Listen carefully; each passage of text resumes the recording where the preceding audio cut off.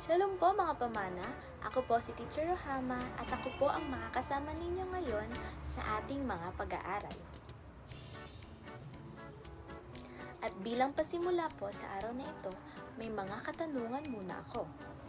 Una, ano ang ginagawa mo kapag may nakikita kang nangangailangan ng tulong?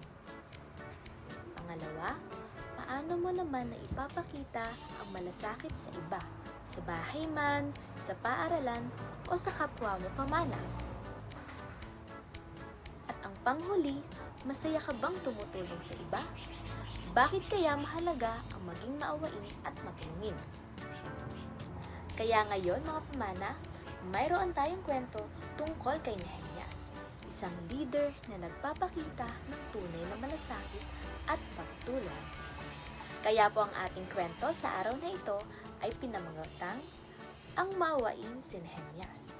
Ito po ay mababasa natin sa aklat ng Nehemias, Kabanata 5, versikulo 1 hanggang 19. Ang maawain si Nehemias. Noong panahon na iyon, ang Jerusalem ay may sirang pader. Kapag sira ang pader, madaling pasukin ng kaaway ang bayan. Kaya sama-samang nagtatrabaho ang mga tao para ayusin ang pader. At si Nehemias ang pinuno nila. Pero habang abala sila sa paggawa, may isang malaking problema. Isang araw, dumating si Nehemias sa Jerusalem.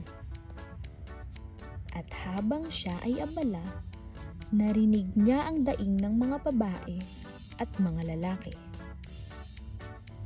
"Kami ay nagugutom," sabi nila. "Wala kaming makain para sa aming mga anak. Ibinenta pa namin ang mga bukirin at ubasan para makautang ng pagkain." Narinig ni Nehemias ang hinaing ng kanyang mga kababayan. Hindi niya ito binaliwala. Siya ay nalungkot at naawa sa kalagayan ng mga tao. Kaagad niyang kinausap ang mga mayayaman at nagpatawag ng pagpupulong para itigil ang pang-aapi at pagbawi ng mga ari-arian. Sinabi ni Nehemias, "Hindi tama ang ginagawa ninyo. Kapwa natin sila. Ibalik ninyo ang kanilang mga lupa, bahay, ubasan, at ang sobrang pera na kinuha ninyo." Tahimik ang mga pinuno. Pagkatapos ay sinabi nila, "Ibalik namin ang lahat. Susundin namin ang sinabi mo." At tinupad nila ang pangakong iyon. Si Nehemias ay maawain, mabait, at tapat na pinuno. Bilang pinuno, may karapatan si Nehemias na tumanggap ng maraming pagkain at benepisyo. Pero hindi niya ito kinuha dahil ayaw niyang mabigatan ang mga tao habang hirap na hirap sila.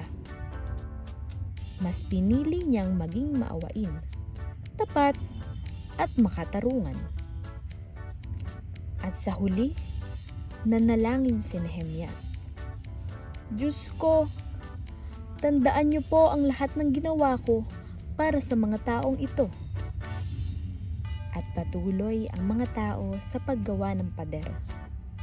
Ngayon ay mas magaan ang loob at mas nagkakaisa. At dito na po nagtatapos ang ating kwento.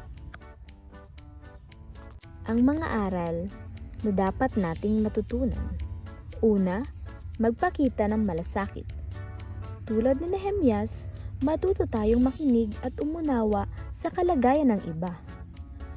Ang malasakit ay hindi lang pagkadama, kundi paggawa ng hakbang para tumulong. Pangalawa, maging matulungin kahit hindi inuutusan. Hindi kailangan maghintay ng utos bago tumulong. Kapag may nakita tayong nangangailangan, dapat handa tayong tumulong kahit walang kapalit. At ang panghuli, itaguyod ang katarungan at kabutihan.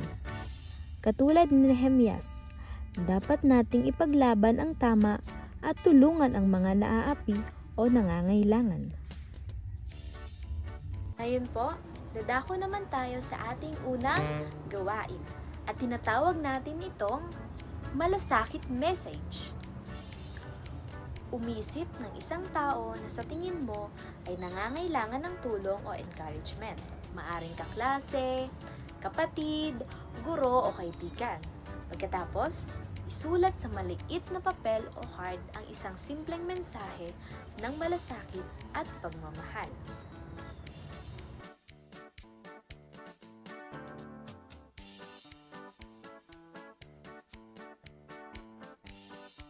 Dadako naman po tayo sa ikalawang gawain.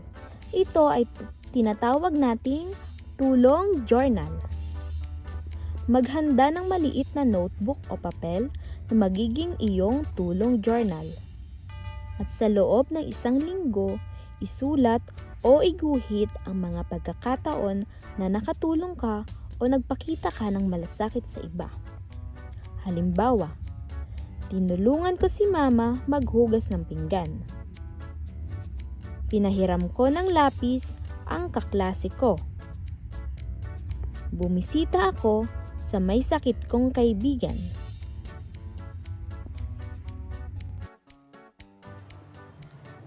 Ang ating memory verse po sa araw na ito ay mababasa natin sa Galatians chapter 6 verse 2.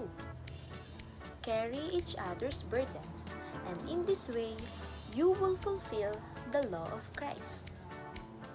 Kaya hanggang dito na lang po muna tayo mga pamana. Tandaan, maging maawain at matulungin. Kaya po maraming salamat sa inyong pakikinig mga bata. Kaya po hanggang sa muli, paalam at mispa!